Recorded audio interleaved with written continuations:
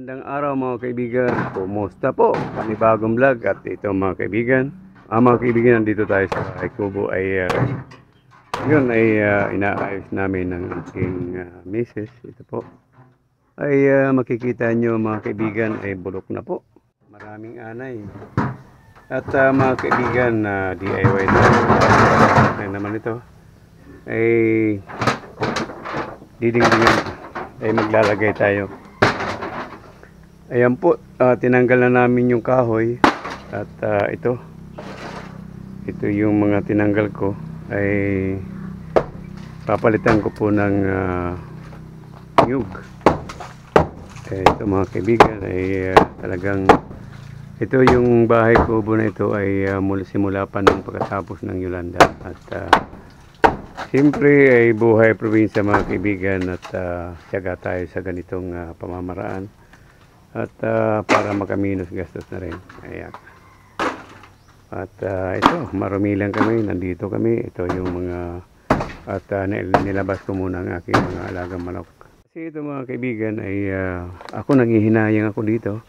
Yung pinagtabasan ng puno ng nyug ay dito talagang matibay ito. At sayang kung itatapon lang natin.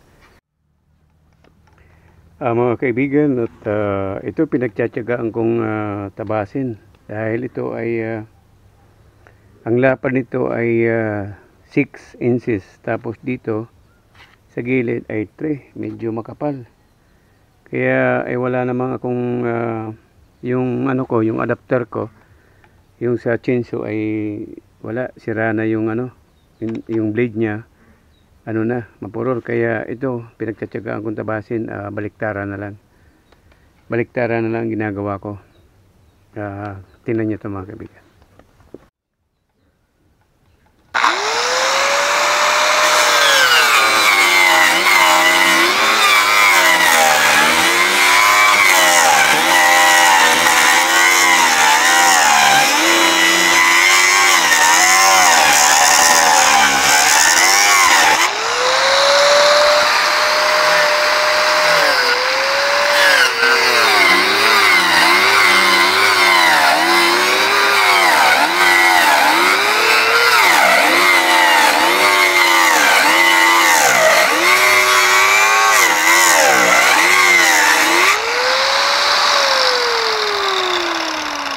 Kaibigan, ang pagtatabas ko dahil yung mano-mano na lagari ay medyo matagal. Ito mga kaibigan, at dinubli ko na lang yung poste niya dahil malapit na po mabulok na rin to.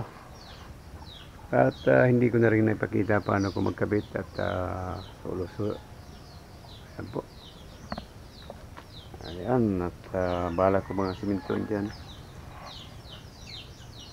Ayan po, at ganun lang ang ginawa ko dahil kinulang po ako ng kahoy at temporary lang at nagyan ko lang ng lona ay saka na lang papalitan kung magkaroon tayo ng budget mga kaibigan, dahil siyempre ngayon marami pa mga bagyong dumarating. At ito mga kaibigan, at natapos ko na rin yung paggawa ng bahay kubo at ito ay ayan po, nanghihinayang po ako sa mga pinagtabasan ng nyug. Ayun lang ang ginawa ko dahil ito po ay lagayan namin ng mga gamit dito sa aming maliit na babuyan at siyempre pag nanganganak kay dito po kami natutulog. Ayan po, at ang mahalaga lang po ay medyo maganda ang hindi mapapasok ng kahit at alam mo naman at mas maganda po yung maingat na. At dito ay linagyan ko at inanahon ko ng mga yero para hindi po madaling pumasok yung mga manok. Ayan po, at siyempre yung mga kamandag na mga hayop. At dito po, ayan. At kahit paano medyo maganda-ganda naman to dahil pinagtabasan ng nyug ay tatagal din ng konti. At ito ay linagyan ko na rin ng inayos ko rin dahil nasira ng bagyong si Christine. Yan po ay ito po yung net at para hindi po makalabas yung mga manok na nilalagay ko dito pag mga maliliit.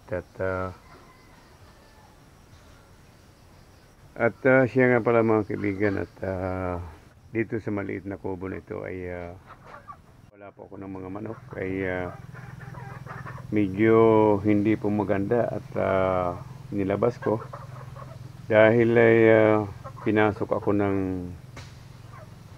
sawa. Dahil dito po sa lugar namin ay dinadayo po ito ng sawa. Dalawang sawa na po ang aking nahuli dito. Nahuli ng aking mga pinsan at dumadayo dito pag gabi. At yung bago kong pakawalang manok dito ay sa isang araw 3 kaagad ang nakain niya. Pagkasunod ng mga 1 linggo, 2 na naman. Ang di po maganda dahil nung una 1 lang ang nakain niya, 2 yung patay, pinatay niya. At kahit linagyan ko na ng ganito, at ngayon hindi ko alam kung saan siya lumulusot. At siyempre yung sawa ay flexible at kahit maliit na butas ay nakakapasok siya. Baka ako dito, ayan yung mga butas na yan. At mga kaibigan, hindi ko na nabidyohan yung mga patay na manok na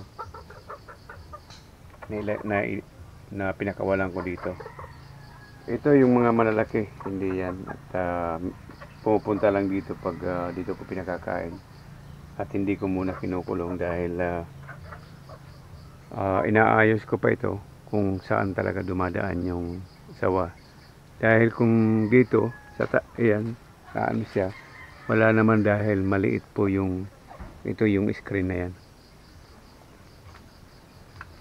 Tapos dito, dito naman ay mayroon siyang net ay medyo posible. Kaya mga kaibigan, hindi ko muna nilalabas yung mga manok ko na maliliit. Ito mga kaibigan, yung mga kapatid na kinain ng sawa at pansamantala nilagay ko muna dito. Ayan po. At kasi ang iniisip ko baka maubos. Sayang. At inihiwalay ko sila.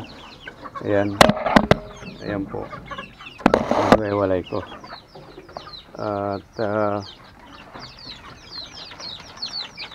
At mayroon pa sila dito. Ayan.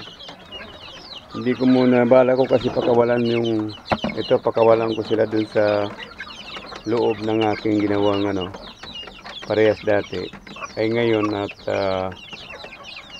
naano na yung sawa, kaya kailangan mabantayan muna, kaya mahuli para hindi na siya makaperwisyo.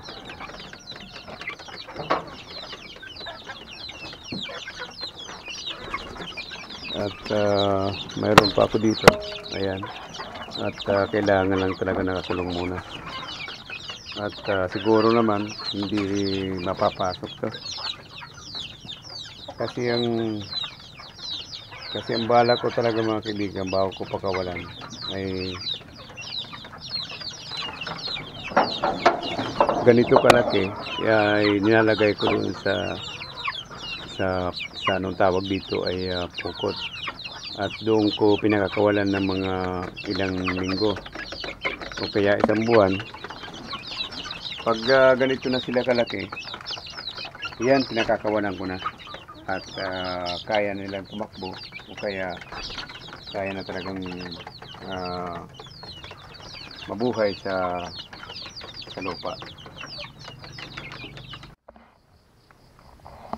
At dito mga kaibigan, at makikita nyo ay inayos ko yan sa labas. Ayan, para sigurado ako na talagang hindi makakapasok. Kasi dati yung hindi pa nahuhuli. Dati talaga may gumagala dito. At yun, lagi akong nawawalan ng manok. At nung mahuli ay yun, at siguro more than 1 year, magit 1 taon na hindi ako nawawalan. Yan mga kaibigan. At ayan, nakikita, inayos ko man sa labas. At yun, mayroon pa rin talagang bagong gumagala dahil bali dalawang sawa na po yung nahuli dito. At malaki talaga. Kaya kailangan mahuli siya bago ko magpakawala sa loob.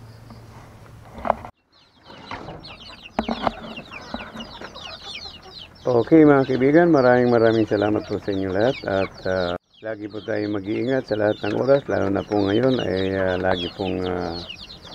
lagi tayong may dumarating na mga bagyo, kaya lagi tayong mag-iingat at kailangan mag-isipti po tayo lagi. At doon po sa mga baguhan ay kung maaari lang po ay pingin isang subscribe.